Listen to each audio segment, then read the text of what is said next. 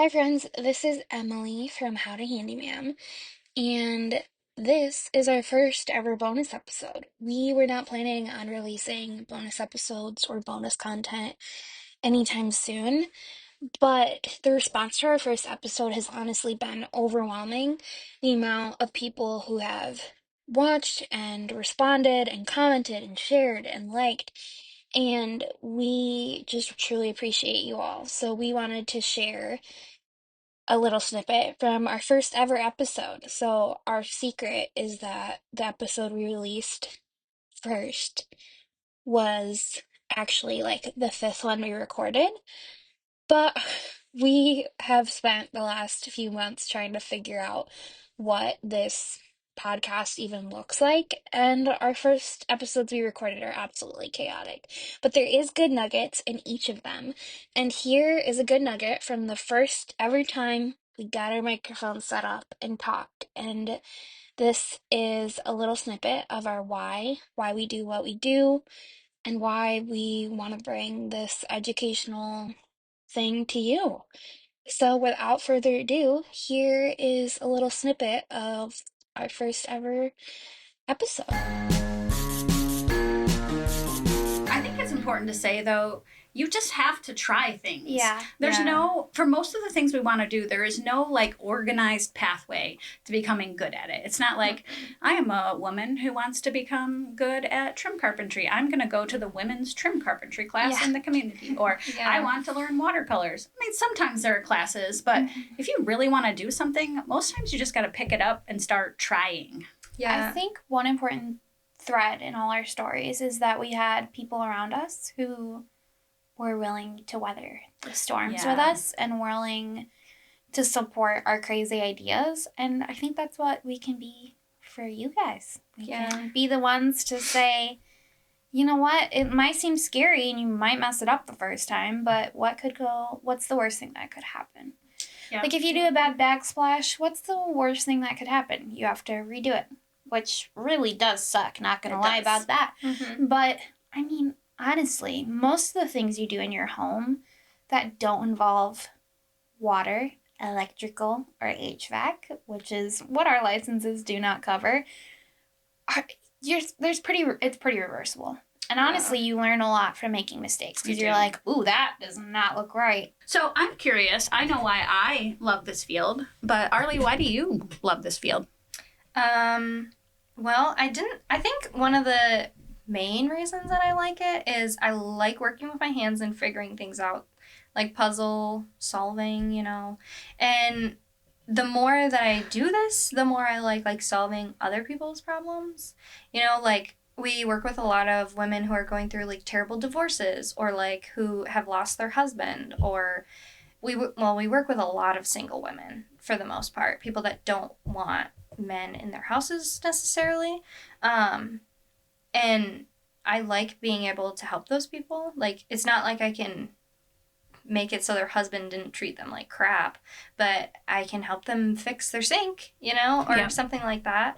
But I also think that the people that we meet, and like we've been working at a domestic violence shelter, and that is incredibly rewarding. Going in there and not only like helping a cause that I support in the way that I can, but also like we went in there and the women who are living there are like, I want to learn how to do this. Like, I've never been able to do stuff like this. Like, I don't know how to do this stuff. And it's empowering to know that as a woman, you don't have to ask a strange man with a bunch of tools that kind of look like weapons. And who's going to mansplain to you. Yeah, like into your house and in your personal space. Like, and if you can't be there, you know what I mean? Like, it's uncomfortable to have like strangers in your house and like in your personal area, like maybe touching your stuff, or like what are they going to do? Like, we've heard crazy stories about like men coming in and like harassing women in their own homes. Or like peeing in a pop bottle and leaving it behind. Yeah, or peeing outside where a young woman can see. Yeah. Yeah. And so I'm really passionate about that, but I'm also passionate about our community that we've built. Like, in my Handyma'am, we have like our crews, and like our administration, like everything that we've made is just the environment that you want to be around all the time. You know, so like when days are really hard and you don't really like your job or you don't like what you're doing, you still like have the support of people around you. You're never gonna have a job where there's like 100% success every day and you're always like doing good things and you're always on time or you're always on schedule or whatever.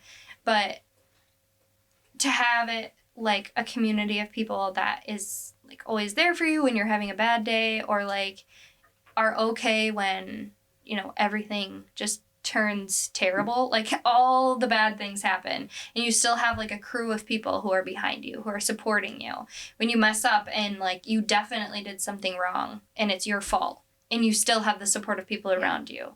And like to have that, and like that's important. And I know a lot of people like that. Like I couldn't have said before like what I was looking for in a job. Like I knew I wanted to do something meaningful, like something important, but I never would have said like this because I didn't know this existed. And I think that sharing this with like the people when we go into their homes and stuff, but like also the podcast, because people want to be a part of something that like makes them feel good, that makes them happy, that makes them feel like they're a part of something. And like this is that.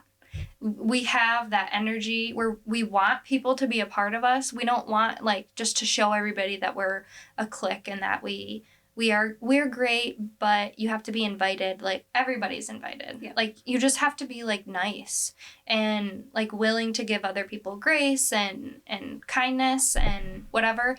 But if you're those things, you're invited to be a part of us, a part of our community. And we want you and like even our competitors, like even women who are also in the field doing this work, like we want to be friends with them. We want to build each other up and we want to spread this. We don't want to be the only people that are doing this and having this great community. We want this everywhere. We want everybody to have a piece of this and everybody to be a part of it. Well, and obviously our business is a business, like making money is important, but it's more than that. So like, we don't want to necessarily have you pay us to fix a doorknob in your house. We would love to be there to do the projects that bring you joy or that you really just don't have the time to learn. And we love making homes beautiful. I think my Handyma'am, we do a lot of repairs and stuff, but we also we really love making things beautiful and making them work as well. But I think, like, the beautiful thing is we don't necessarily want our clients to have to need us for everything. Yeah. And we want to give them the information to, if they want to work with us, they want us in their homes. Right. And they want us to do the project. But if they want to do it themselves, we're not going to make it inaccessible for them. So enter the podcast. So we have learned so many things over the last 5 years that and the hard way. To me, they just felt like, oh my God, I didn't know that, like, I can do this. Like, yeah, I needed to know this one thing in order to be able to do this well, but now I know this one thing and I can do this well. And for me, I love sharing those kinds of things with other people. So when they're like, oh, I had a woman who was like, my house got broken into and so I had new locks put in, but this one's getting a little loose. I'm worried. And I'm like, you do not need a new lock. Do you have a Phillips screwdriver handy? And then just really, truly, if I put another door handle in, I'm going to put the same one in that you have right now. Yeah. And I'm just going to make sure the screws are tight. So let's just do that and save you some money. It's just amazing to me, like how easy it is to unlock the world of really capabilities. And then every time you unlock one little piece, it just makes it easier to unlock the next piece and the next piece. And it's so exciting. And for me, like I said, I'm 49. I had a 25-year career in doing something totally different before this. And I thought that's what I would do for the rest of my life. And so here I am, like my midlife crisis is starting a business. And it's so exciting to realize at any part of your life, you can pick something new, you can learn something new, you can do something new. And Arly really hit the nail on the head. For me, it's not just about what I do, it's about who I do it with. So this is the second time I've worked in a job where I've had an opportunity to create the environment in which I want to work. Yeah. And shout out to Martha, Lene, Barb, and Aurelia, because those are my 4 girls who I adore. 5 of us work together with about 20 other people in a free clinic, and for 10 years we provided free healthcare to people in our community. And in a nonprofit, one of the really lovely things is your whole job is to help people. Any nonprofit, you can boil it down to your job is to help people. So even on your worst possible day, you still know what you're doing matters. And for me, because after we got to a certain size, I wasn't really working on the front line. My job was to take care of my people. And then my people took care of the people who came to us for help. And the 5 of us together created an environment where it was same as it is now, where it's like, what do you need? I got you. I'm your pit crew. I'm your backup. I'm your cheerleader. You don't have it today. I'll have it today. Tomorrow you can have it when I don't have it together. And there's just, I don't even know. It can't be summed up in one word. It's like the hope that comes with knowing that good things will be a part of tomorrow. And it's the comfort of knowing that even if tomorrow sucks, someone's going to be walking beside you while it sucks. And then it's just the safety of knowing if all in all I cannot get it together tomorrow, somebody will tuck me in for a nap and take care of it. It's just that support. I think female relationships in certain circles get a bad rap. Like women are catty and women are gossipy. And that can be true, really, of any population of humans you bring together. But our commitment, it's not like it's magic. Our commitment as a group has been, we are here for each other.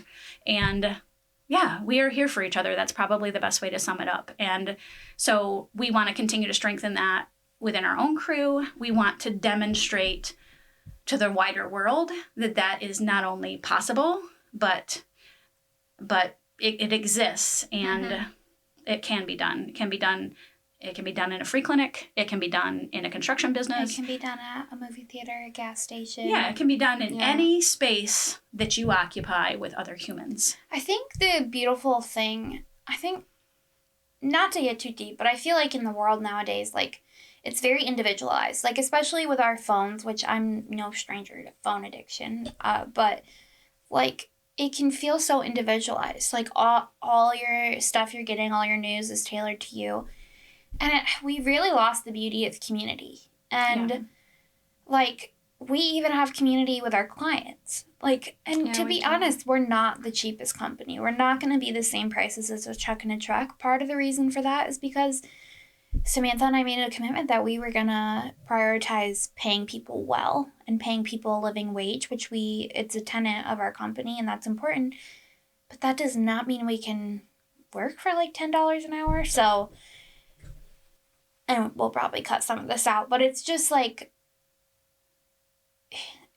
what we offer to clients isn't just our handy services, which is one reason why it's important to us for education. What we offer to our clients is someone who comes into your home, makes things work, makes things beautiful, problem solves when you have nothing left in your tank. Like when you're going through a nasty divorce or like your kids are in a hard phase, like we'll come in and we're rarely asking anything of the client. Really just however much they want to be involved is important. But some people just say, I want this task done. Can you do it? And I don't want any involvement. Just let me know when it's done. Yeah. And we're happy. Some people are like, I want to pick everything, including the outlet cover size that goes on the outlet. And that's fine. That's what we want to be, what the client needs in that moment. And sometimes they just need a handyman. And sometimes they need our brand of handyman. They need a handy friend. Yeah, a handy friend. Someone who loves on their pets. Someone who loves on their kids, anyone who's in their house and brings good energy into a home. Because I'm one who, home is such important energy. I'm an extroverted introvert. Definitely an introvert last, but home is where I recharge my energy. And so things being wrong in my home really messes with my brain. And so learning how to be handy and getting to use my artistic skills on making my home beautiful is truly like one of the best gifts I guess I've ever given myself, is like believing in myself enough to know that I can make my home beautiful and it's a place I'll live, but I can also make my home functional. I can pass on knowledge to other women to empower them, that they don't need men to come fix stuff for them. And we have great men in our lives. Like there are great men, and we work with a lot of great contractors who are men, and also, we don't need them if we don't need them. Yeah, it's about choice. It's about what my mom always said, which is be with a guy if you want to be. Mm-hmm. But don't be with a guy because you have to be, because you can't pay your bills if you're not. And that really translates into kind of anything else. You should have the choice to do things on your own if that's what you want. And then also be free to choose to be dependent or interdependent with other humans if you want to. And knowing how to do things, even if it's you're not going to do it yourself, but you know what it should be, gives you that independence to make those choices willingly. Yeah, especially if you don't want to do it yourself, but you want enough knowledge to be able to either talk to a contractor or know when they've messed up and are trying to hide stuff. It's so from you. hard. This is why we lease our cars and we don't own cars that we then own past the warranty. Because early on in our marriage, we had this experience with a couple of car places where it's like they're telling you something and you're like, well, it could be true, but I don't know if it is true, and I don't have any way to know if it's true. Yeah. And this is a lot of money. Like, you just feel very vulnerable, and I think it's very much the same way with contractors, is they might be like, that can't be done. And you're like, well, I guess it can't be done.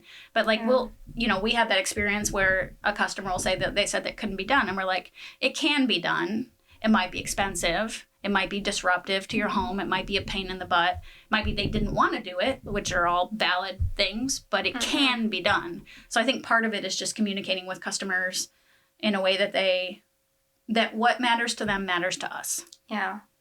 I think that's important when you're going into somebody else's house. Even though they're paying you to do something, like, you are a guest in their home, and taking advantage of like their lack of knowledge is something that we don't do, and we don't encourage, and we don't like to work with people who do that either. And that's hard. Or people that like hide stuff, or they're not going to notice if they have cord around or not, or whatever. You know, like we know what the right thing is to do, and whether they're going to notice or not, it's the right thing to do. If you want to be a part of this, like, if you want to hear about what we are going to do, if you want to know about things that we've done, if you want to learn, if you want to just be a part of this energy, if you just want to look and see our pictures that we post, if you want just a t-shirt that says My Handyma'am on it, like, if you want to be a part of this in any way, then follow us, do whatever. That's what And here's where me, as the person who runs the social media, comes in to let you know that you can be a part of our community. If you search on Facebook, How to Handyma'am, there is a group, and there is also a Facebook page. So the group is where you can go and ask free home advice, questions. We throw in some links on how to do stuff, how to find the best lumber, how to swap a toilet, things like that. And eventually we'll start making our own how-to content, and you'll get to hear from us on how we do things.